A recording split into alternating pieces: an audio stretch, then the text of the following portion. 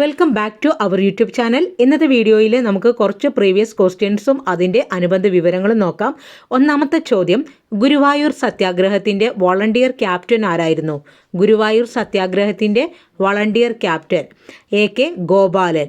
AK. ഗോപാലനായിരുന്നു ഗുരുവായൂർ സത്യാഗ്രഹത്തിൻ്റെ volunteer captain. 1931 Kerala Pradesh കോൺഗ്രസിൻ്റെ നേതൃത്വത്തിലാണ് ഗുരുവായൂർ സത്യാഗ്രഹം സംഘടിപ്പിക്കാൻ തീരുമാനിച്ചത്. എല്ലാ ഹിന്ദുക്കൾക്കുമായി ഗുരുവായൂർ അമ്പലം തുറന്നു കൊടുപ്പിക്കുക എന്നുള്ളതായിരുന്നു സമരത്തിൻ്റെ അല്ലെങ്കിൽ സത്യാഗ്രഹത്തിന് പിന്നിലുള്ള ലക്ഷ്യം. 1931 നവംബർ 1 ഗുരുവായൂർ സത്യാഗ്രഹം ആരംഭിച്ചത്. സത്യാഗ്രഹം ആദ്യം ആരംഭിച്ചത് സുബ്രഹ്മണ്യം തിരുമുമ്പിൻ്റെ നേതൃത്വത്തിലുള്ള സംഘമാണ് കേട്ടോ. കണ്ണൂരിൽ നിന്നുള്ള സംഘമായിരുന്നു ടി സുബ്രഹ്മണ്യൻ തിരുമുമ്പിൻ്റേത്. അപ്പോൾ ഇവരുടെ നേതൃത്വത്തിലാണ് സത്യാഗ്രഹം ആദ്യമായിട്ട് ആരംഭിച്ചത്. ഗുരുവായൂർ സത്യാഗ്രഹവുമായി ബന്ധപ്പെട്ട് ക്രൂരമായി മർദ്ദനമേറ്റത് പി കൃഷ്ണപിള്ളയ്ക്കാണ്. പി കൃഷ്ണപിള്ളയ്ക്കാണ് ഗുരുവായൂർ സത്യാഗ്രഹവുമായി ബന്ധപ്പെട്ട് ക്രൂരമായിട്ടുള്ള മർദ്ദനമേറ്റത്.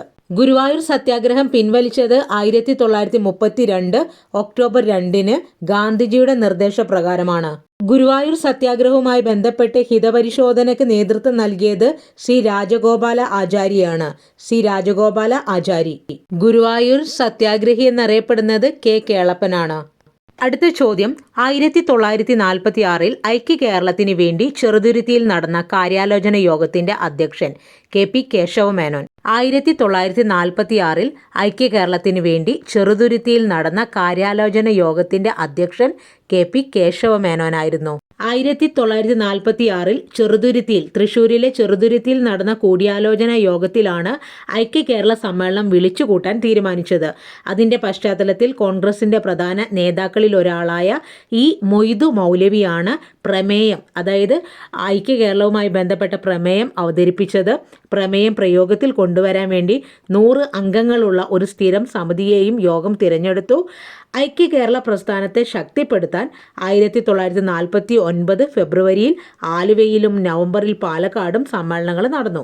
1947 തൃശ്ശൂരായിരുന്നു ഐക്യ കേരള കൺവെൻഷൻ നടന്നത്. 1947 തൃശ്ശൂരിൽ വെച്ചായിരുന്നു ഐക്യ കേരള കൺവെൻഷൻ നടന്നത്.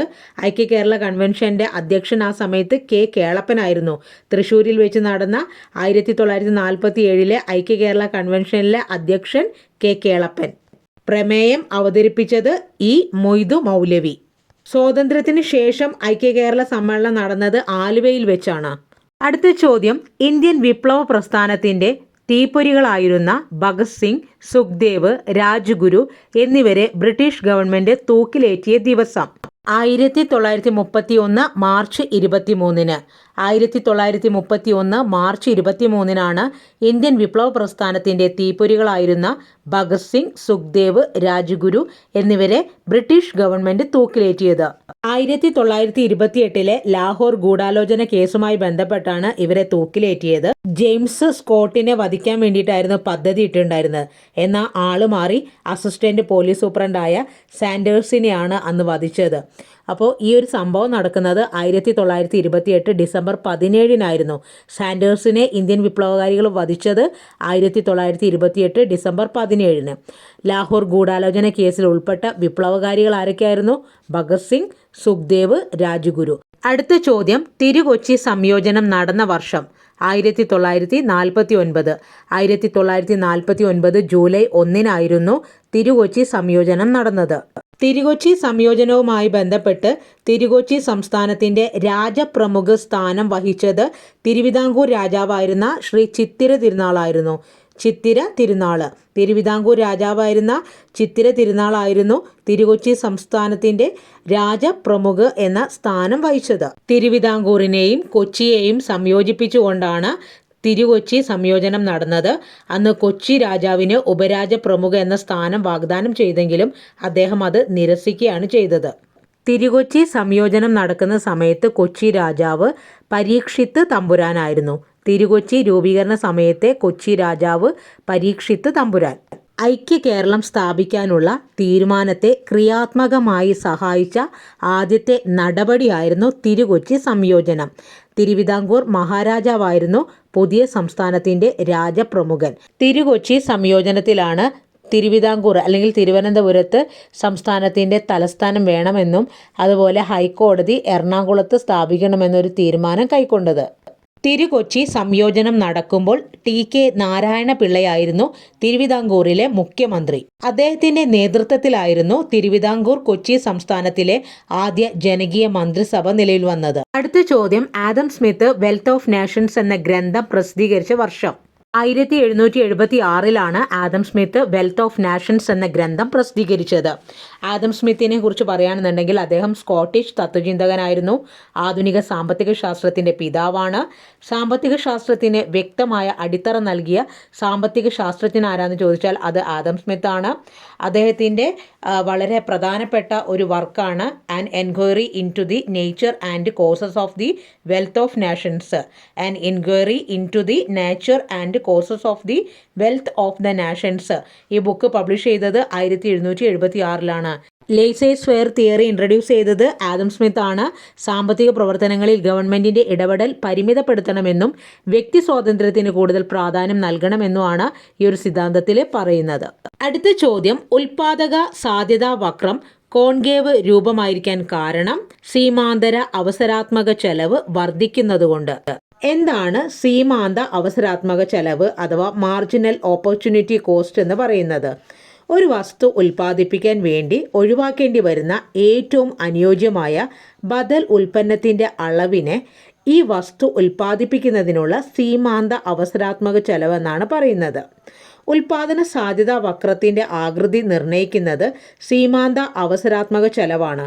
ഉൽപാദന സാധ്യതാ വക്രത്തിൻ്റെ ആകൃതി നിർണ്ണയിക്കുന്നത് സീമാന്ത അവസരാത്മക ചെലവ് അല്ലെങ്കിൽ മാർജിനൽ ഓപ്പർച്യൂണിറ്റി കോസ്റ്റിനെ അടിസ്ഥാനമാക്കിയാണ്.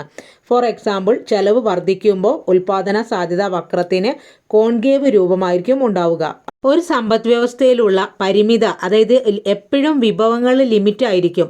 അതുപയോഗിച്ച് ഉൽപ്പാദിപ്പിക്കാൻ കഴിയുന്ന ഏറ്റവും ഉയർന്ന അളവിലുള്ള ഉൽപ്പന്നങ്ങളുടെ കൂട്ടത്തെയാണ് ഉൽപാദന സാധ്യതാ പരിധി വക്രം എന്ന് പറയുന്നത്.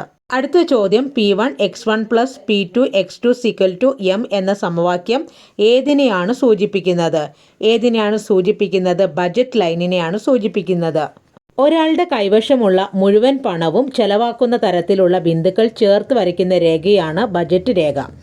ബജറ്റ് പരിമിതിക്കുള്ളിൽ നിന്നുകൊണ്ട് ഏത് അളവിലും തൂക്കത്തിലും വാങ്ങിക്കാൻ കഴിയുന്ന വസ്തുക്കളുടെ കൂട്ടത്തെയാണ് ബജറ്റ് സെറ്റ് എന്ന് പറയുന്നത്.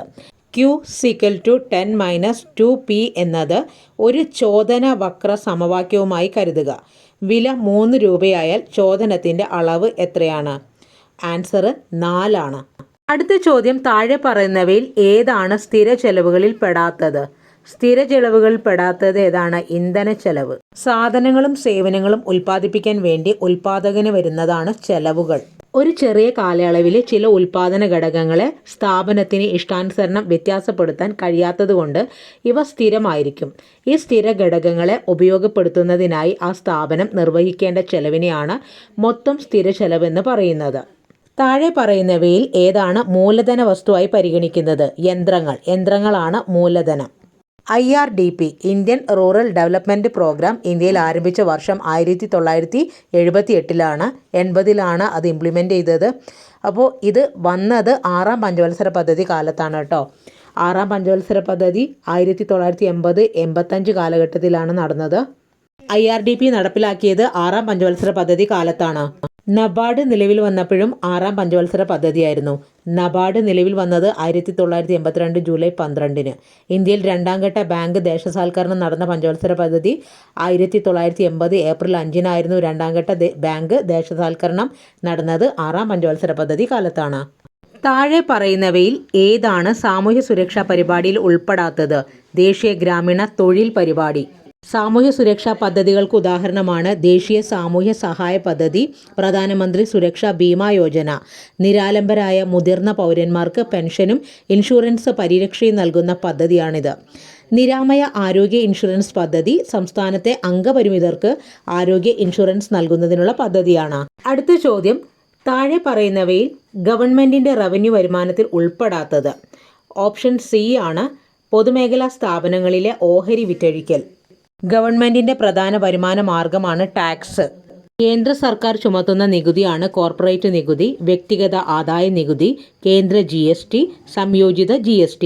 ഇനി സംസ്ഥാന സർക്കാർ ചുമത്തുന്ന നികുതിയാണ് ഭൂനികുതി, സ്റ്റാമ്പ് ഡ്യൂട്ടി, സംസ്ഥാന GST. അതുപോലെ തദ്ദേശ സ്വയംഭരണ സർക്കാർ വസ്തുനികുതി, തൊഴിൽ നികുതിയൊക്കെ ചുമത്തുന്നത്. ഇന്ത്യയിൽ ആദായ നികുതി നിലവിൽ വന്നത് 1962 ഏപ്രിൽ 1-നാണ്. നാഷണൽ അക്കാദമി ഓഫ് ഡയറക്റ്റ് ടാക്സിന്റെ ആസ്ഥാനം നാഗ്പൂർ, മഹാരാഷ്ട്ര. അടുത്ത ചോദ്യം, സാമ്പത്തിക ശാസ്ത്രത്തിൽ നോബൽ സമ്മാനം നേടിയ ഇന്ത്യക്കാരൻ അമർത്യ സെൻ, 1998. അടുത്ത ചോദ്യം, റിസർവ് ബാങ്ക് ഓഫ് ഇന്ത്യയുടെ ഇപ്പോഴത്തെ ഗവർണർ സഞ്ജയ് മൽഹോത്ര. സഞ്ജയ് മൽഹോത്രയാണ് റിസർവ് ബാങ്കിന്റെ നിലവിലെ ഗവർണർ. സഞ്ജയ് മൽഹോത്ര RBIയുടെ 26ാമത് ഗവർണറാണ്. 25ാമത് ഗവർണർ ശക്തികാന്ത ദാസ് ആയിരുന്നു. അടുത്ത ചോദ്യം, താഴെ കൊടുത്തിരിക്കുന്നവയിൽ ഡേവിഡ് മോറിസുമായി ബന്ധപ്പെട്ടിട്ടുള്ള സൂചകം PQLI ആണ്. Physical quality life index. Human development ഇൻഡെക്സിൽ ഇന്ത്യയുടെ സ്ഥാനം 130 ആണ്. ഇന്ത്യയുടെ HDI വാല്യൂ 0.685 ആണ്. HDI ഇൻഡെക്സിൽ ഏറ്റവും ടോപ്പിൽ 1-ാം റാങ്കിലുള്ള രാജ്യം ഐസ്ലാൻഡ് ആണ്. 0.972 ആണ് പോയിന്റ്. ഇന്ത്യ മീഡിയം HDI കാറ്റഗറിയിലാണ് വരുന്നത്. Physical quality life index 1979 David Morris ആണ് ഇൻട്രൊഡ്യൂസ് ചെയ്തത്. ഭൗതിക ജീവിത ഗുണനിലവാരം സൂചിപ്പിക്കുന്ന പ്രധാന ഘടകങ്ങളാണ് ഈ ഒരു ഫിസിക്കൽ ക്വാളിറ്റി ലൈഫ് ഇൻഡെക്സ് എന്ന് പറയുന്നത്. അതിനകത്ത് വരുന്നത് പ്രതീക്ഷിത ആയുർദൈർഘ്യം, ശിശുമരണ നിരക്ക്, അടിസ്ഥാന സാക്ഷരതയൊക്കെയാണ് വരുന്നത്. അടുത്ത ചോദ്യം, ഇന്ത്യയിലെ ഏറ്റവും വലിയ വാണിജ്യ ബാങ്ക് SBI. 2-ാം സ്ഥാനത്ത് ബാങ്ക് ഓഫ് ബറോഡയാണ്.